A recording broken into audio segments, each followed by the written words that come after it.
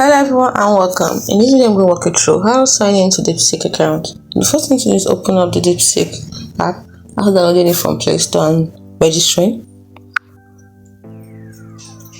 Now I want to sign in. You can sign in through your email, your Google, your phone number. It depends on the one you use to register. So I used my email to register. So I'm going to sign in using the email.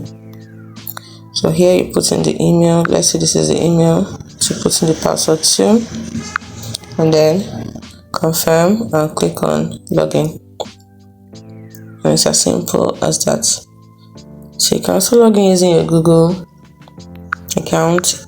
I want to show you how to log in using your Google account. Okay, I'm already in. If you're using a Google account, it means that's what you use to register. So it's as simple as that. Hope you found this video helpful on how to sign into the Deepseek account. Do not forget to like and subscribe to the channel for more. Thanks for watching.